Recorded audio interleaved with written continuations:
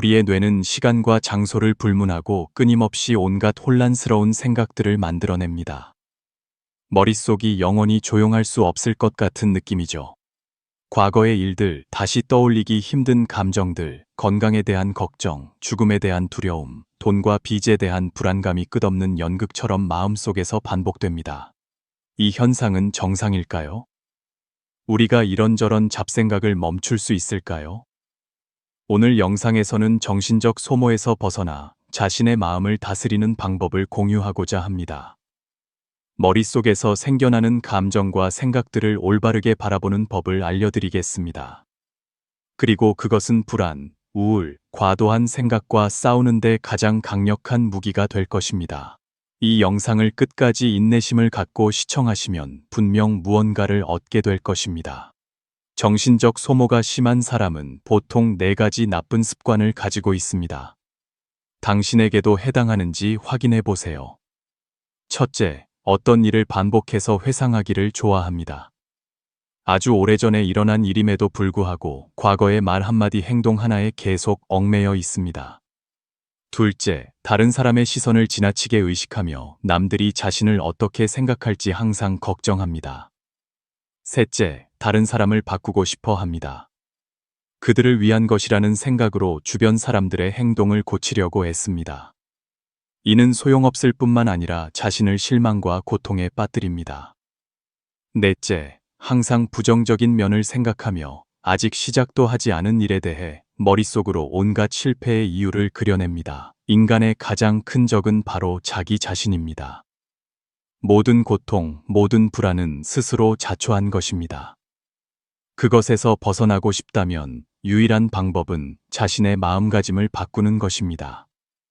당신의 기분은 모든 것에 대한 당신의 인식을 바꾸고 당신 내면의 감정 자체를 바꿀 것입니다. 이것이 당신이 손에 쥘 수 있는 가장 간단하고 효과적인 길입니다. 내적 소모에서 완전히 벗어나는 비결을 하나 공유하겠습니다. 만약 누군가 당신을 의심하고 부정하고 말로 당신을 짓밟으려 한다면 그 사람이 선의에서 비롯되었든 사리사욕에서 비롯되었든 그것을 사실로 받아들이지 마십시오. 기억하세요. 이 세상에서 당신은 다른 사람의 공격, 비아냥, 의심 덕분에 존재하는 것이 아닙니다. 당신은 누구의 인정도 필요로 하지 않습니다. 그들이 인정하든 안 하든 당신은 여전히 존재합니다. 자신의 첫 직감을 믿으십시오. 만약 당신이 무언가 잘못했다면 당신의 마음이 가장 먼저 경고의 목소리를 낼 것이니 잘못을 바로잡고 다음에는 반복하지 않으면 됩니다.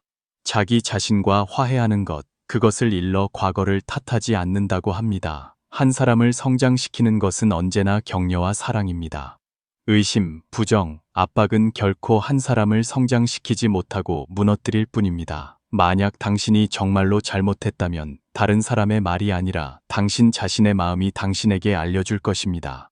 이 세상에서 100년 넘게 사는 사람은 아무도 없습니다. 누구도 다른 사람보다 더 많은 경험을 가진 것은 아닙니다. 이 세상이 풍부하고 다양한 것은 바로 각자 다른 관점을 가지고 있기 때문입니다. 당신이 옳다고 생각하는 것을 다른 사람은 틀렸다고 생각하기에 논쟁이 있고 발전이 있는 것입니다. 만약 단 하나의 목소리만 존재한다면 이 세상은 더 이상 진화하지 않을 것입니다. 만약 선의 단 하나의 기준만 있다면 사람들은 그 기준을 달성하기 위해 수단을 가리지 않을 것입니다. 항상 자신에게 상기시키십시오. 이 세상은 당신의 독특한 사유로 인해 빛납니다. 세상은 당신으로 인해 더욱 다채로워집니다. 진정으로 건강한 인격은 원초와 자아, 초자아라는 세 부분의 균형이 필요합니다. 우리는 완전하고 건강한 인격을 갖기 위해 이 세 부분의 관계를 조절하고 균형을 맞추는 법을 배워야 합니다. 만약 자아와 초자아의 갈등이 지나치면 사람은 심리적 문제에 부딪히기 쉽습니다. 자신을 억압하거나 다른 사람을 공격하여 범법 행위로 이어질 수 있습니다. 그러므로 우리는 자기 자신의 자아를 발전시키고 강화해야 합니다. 왜 사소한 일 하나에도 마음이 계속 얽매여 놓지 못할까요? 왜 나는 항상 곁에 있는 소중한 사람들에게 너무 엄격할까요? 왜 나는 항상 외부 환경에 쉽게 휘둘리고, 쉽게 화내고, 쉽게 짜증을 낼까요? 왜 저 사람은 계속해서 나를 적대하고 반대할까요? 인간에게는 불성도 있고 마성도 있습니다. 우리가 해야 할 일은 불성을 발견하고 마성을 제어하는 것입니다. 경전에서 말하듯 그 마음을 항복받으라. 무릇 모든 상은 다 허망하다. 사람의 마음은 탐욕이 끝이 없어 마치 뱀이 코끼리를 삼키려는 것과 같습니다. 인간의 욕망은 무한하며 자신을 편안하게 하고 만족시키는 것이 좋은 것만은 아닙니다. 때로는 심각한 결과를 초래하기도 합니다. 자신을 방치하는 것은 타락이며 자기 자신에 대한 무책임한 태도입니다. 사실 당신이 자신에게 더 많은 자유를 줄수록 당신이 겪어야 할 속박은 더 많아집니다. 젊은이들이여, 그저 향락과 자기 만족만을 추구하지 마십시오. 때로는 어려움이 인생에서 귀중한 경험이 됩니다. 당신은 이런 난처한 상황에 빠져본 적이 있습니까? 걱정이 소용없고 아무 도움이 되지 않는다는 것을 잘 알면서도 심지어 더 많은 문제를 일으킬 뿐인데도 내려놓을 수 없는 경우 말입니다. 내려놓으려 할수록 더 내려놓을 수 없습니다. 마치 불면증에 시달릴 때 자려고 애쓸수록 더 잠들 수 없는 것과 같습니다. 금강경에서 수보리 존자는 매일 마음속 생각이 어지럽게 일어나 안정될 수도 가라앉을 수도 없다고 말했습니다. 그렇다면 이 마음을 고요하게 만들 방법이 있을까요? 어떻게 이 통제되지 않는 마음을 항복받을 수 있을까요? 부처님께서도 단 10글자의 짧은 답변을 주셨습니다. 이와 같이 머물고 이와 같이 그 마음을 항복받으라. 이 마음을 어떻게 머물게 할까요? 번뇌를 어떻게 사라지게 할까요? 비유하자면 모든 유의법은 꿈, 환상, 물거품, 그림자와 같고 이슬과 같고 또한 번개와 같으니 형상이 있는 모든 것은 허망합니다. 마음은 거기에 집착해서는 안 됩니다. 그렇다면 그 10글자를 어떻게 이해하고 실제 생활에 적용할 수 있을까요? 정말로 번뇌를 내려놓을 수 있을까요? 이 마음이 청정해질 수 있을까요? 함께 시도해 봅시다. 이와 같이란 본래 있는 그대로 한 겹의 평가나 감정의 필터를 더하지 않는 것을 의미합니다. 예를 들어 기분 나쁜 일을 겪거나 만나고 싶지 않은 사람을 만나거나 자신이나 가족의 건강을 걱정할 때 우리 마음은 즉시 원망, 분노, 자책, 걱정, 두려움, 슬픔과 같은 부정적인 감정을 일으킵니다. 이러한 감정들은 완전히 자동적이어서 당신이 원하지 않는다고 일어나지 않는 것이 아닙니다. 생각의 첫 반응은 감정을 따라가거나 억누르는 것입니다. 하지만 두 가지 방법 모두 부정적인 감정을 강화시켜 번뇌를 더 강하게 만듭니다. 다음번에는 더 격렬하게 나타날 것입니다. 이와 같이 머물고 이와 같이 그 마음을 항복받으라는 것은 실로 완전하고 철저한 수용을 의미합니다. 우리는 결코 수용을 나쁜 일을 참고 견디거나 싫어하는 사람들을 참는 것이라고 오해해서는 안 됩니다. 그것은 잘못된 이해입니다. 진정한 수용, 진정한 이와 가치는 우리 내면의 감정과 생각에 대한 것이지 외부의 사람이나 사건과 관련이 없습니다. 긍정적이든 부정적이든 정면이든 반면이든 모든 생각을 있는 그대로 전체적으로 받아들이십시오. 마치 파도와 바닷물처럼 말입니다. 파도는 감정에 비유할 수 있습니다. 바람이 클수록 파도가 높고 감정은 더욱 격렬해집니다. 하지만 파도는 지나가면 그만입니다. 바닷물에게는 파도가 3m, 10m, 100m로 높아져도 저항하지도 따라가지도 않습니다. 반대로 말하면 사실 우리는 감정을 너무 심각하게 여길 필요가 없습니다. 그것의 본질은 무상합니다. 왔다가 가고 갔다가 다시 옵니다.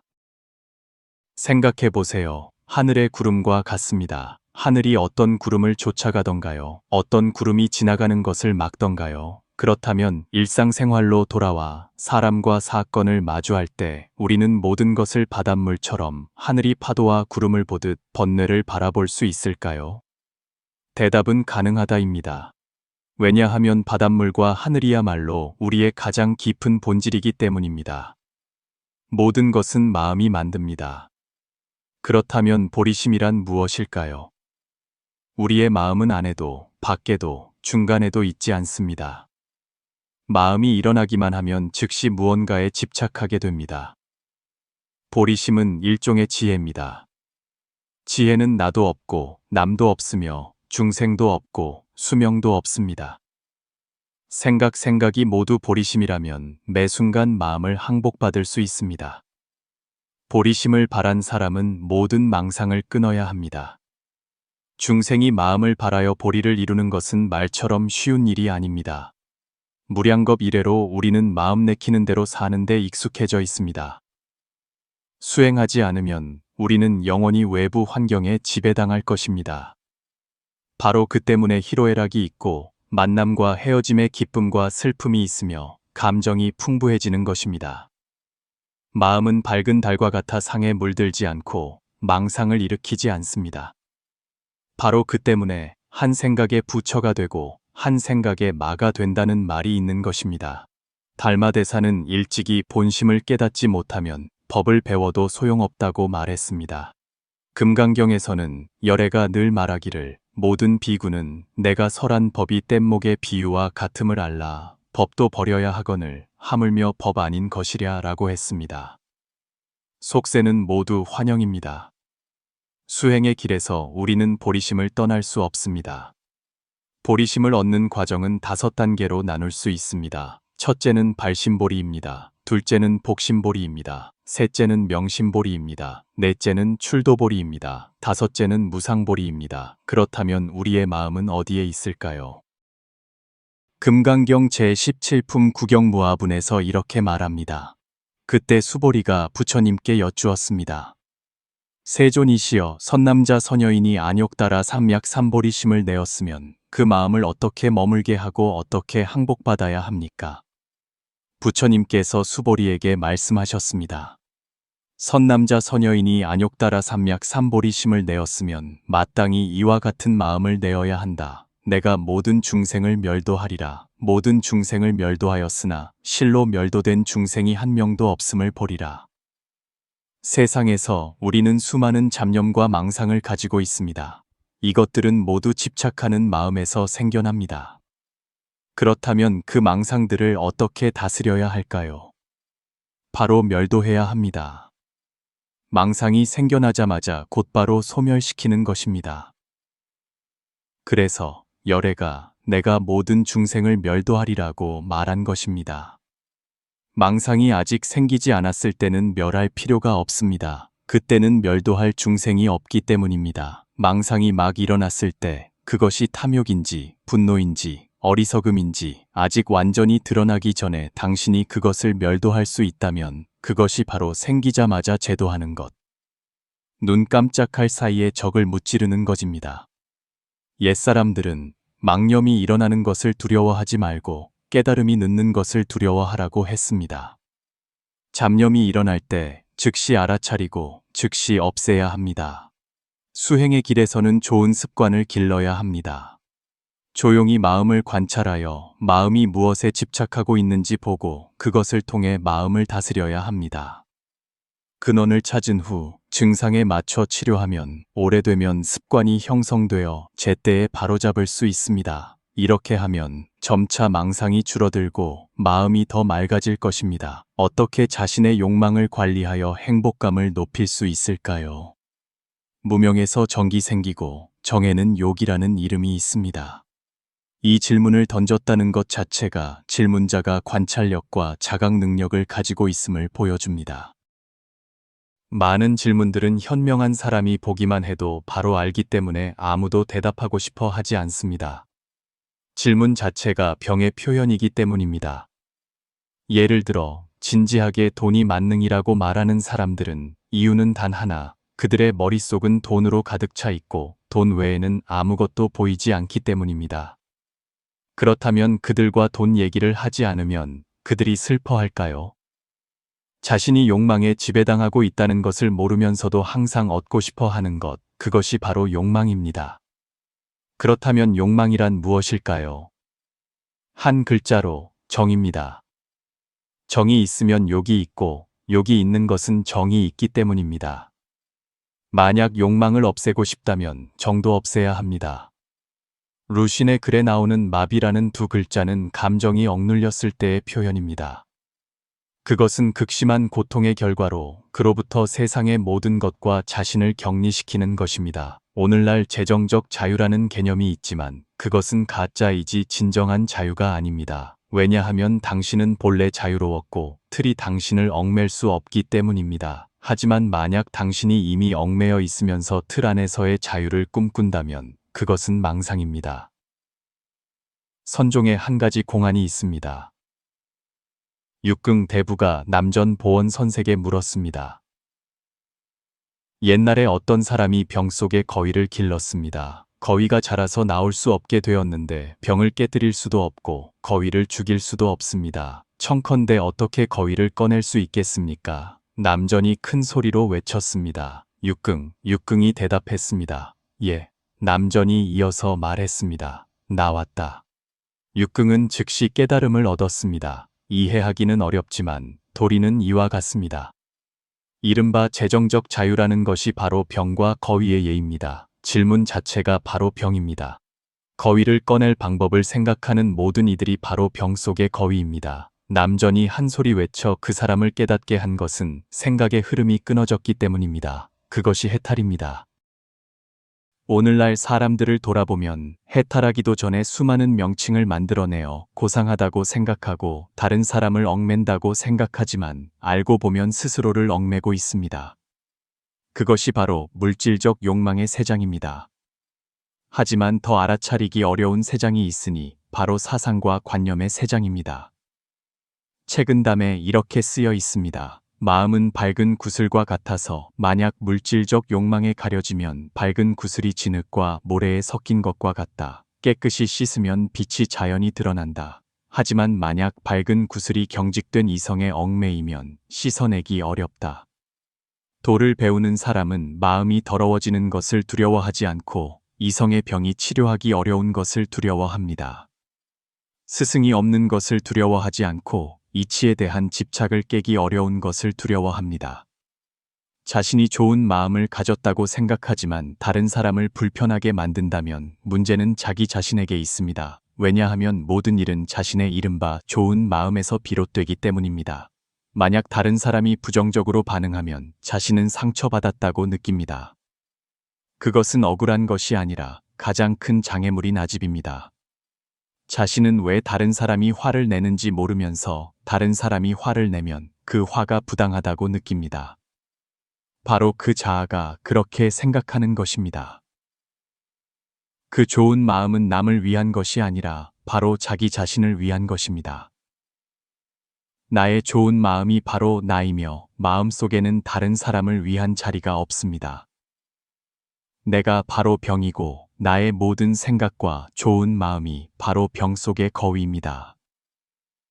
군자의 교제는 물처럼 담백한데 이는 자아가 없고 서로 간섭하지 않기 때문입니다. 그것이 조화입니다. 부처는 번뇌에 물들지 않은 사람이고 사람은 6가지 번뇌에 물든 부처입니다. 만약 마음이 이미 평온하다면 계율을 지킬 필요가 없습니다. 만약 행위가 이미 올바르다면 참선할 필요가 없습니다. 겉으로 시끄럽고 번화할수록 진리에서 멀어집니다. 만약 모두가 표현의 욕구가 있음을 인정한다면 왜 다른 사람이 당신에게 양보해야 합니까?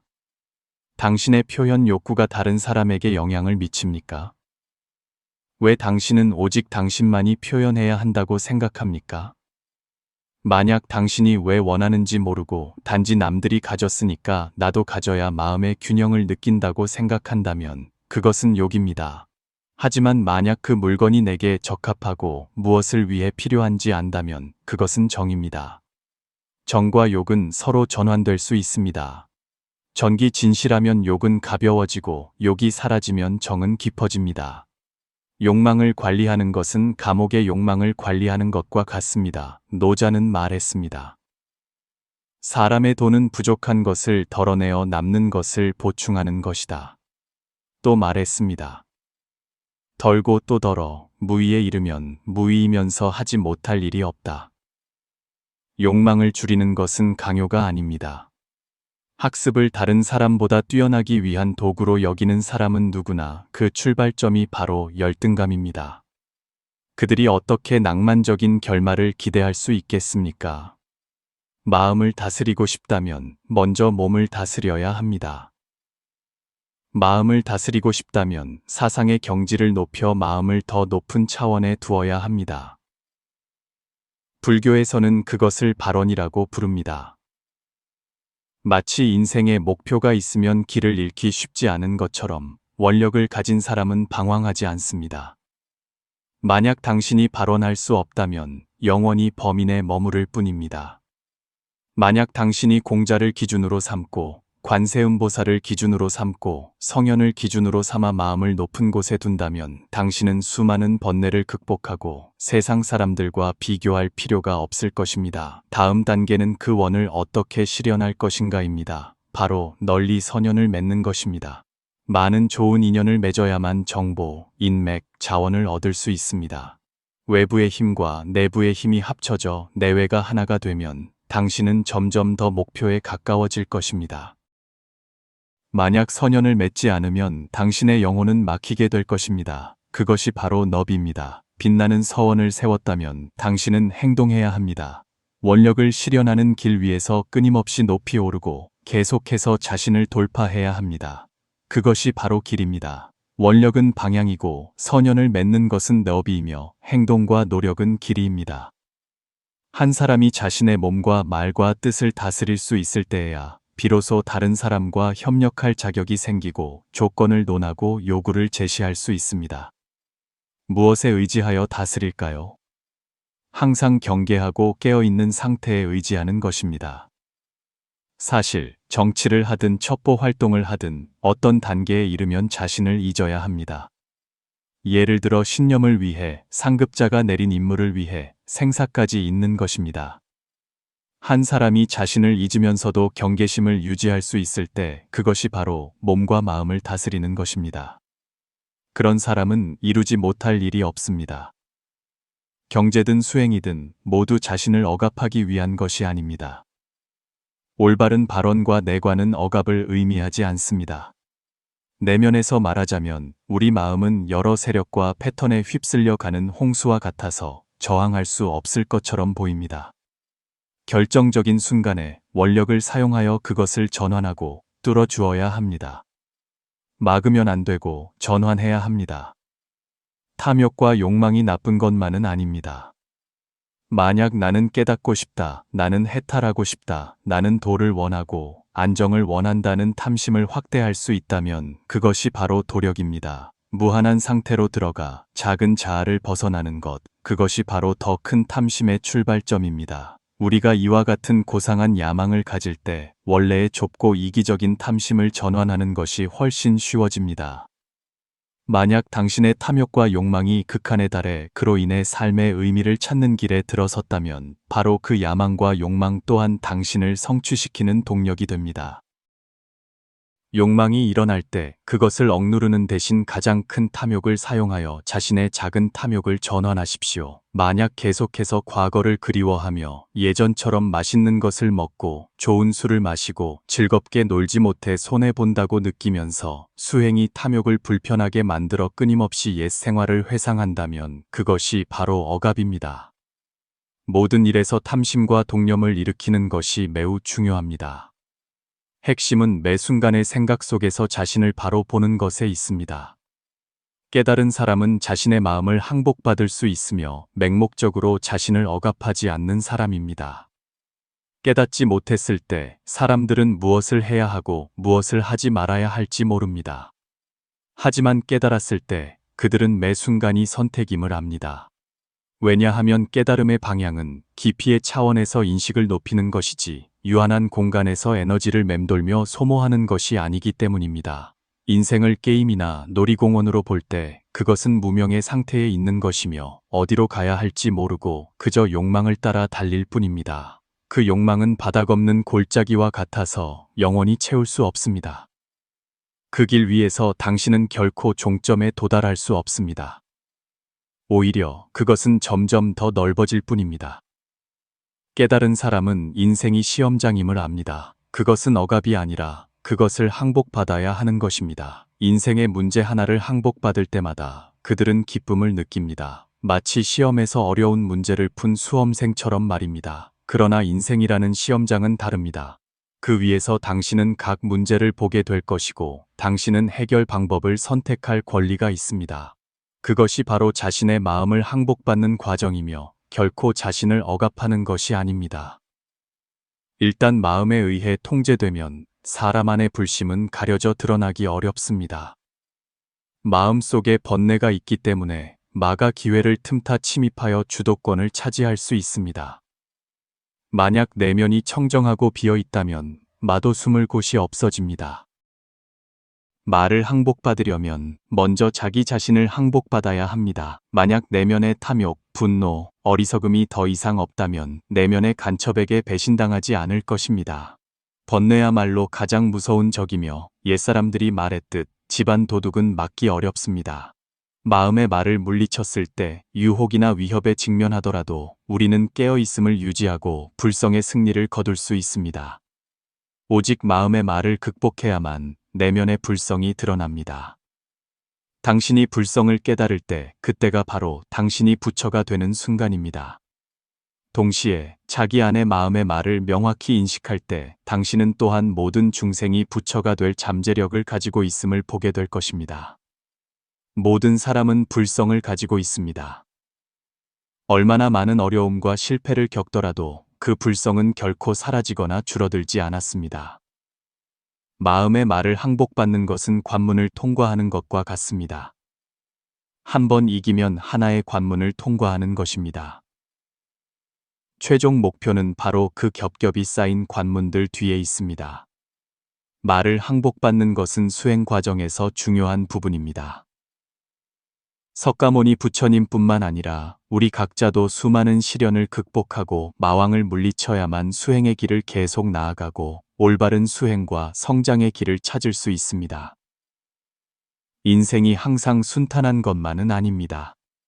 왜냐하면 수행과 성장은 마치 한 사람이 만군에 맞서 싸우는 것과 같아 온갖 장애를 겪어야 하기 때문입니다. 그리고 수행이 막바지에 이를 때에는 성패를 결정짓는 생사의 결전이 남아 있습니다. 그때가 바로 열반에 들어 마성을 완전히 버리고 생사의 속박을 끝내는 순간입니다. 그때는 마치 청은의 짐을 내려놓은 듯할 것입니다. 이와 같이 그 마음을 항복받으라. 이와 같이 머물라는 것은 바로 만사 만물을 관찰하되 자신의 사상, 감정 또는 경계에 집착하지 않는 사람을 말합니다. 그러면 마음이 흔들리지 않고 자연스럽게 만물과 조화를 이루는 상태로 돌아갈 것입니다.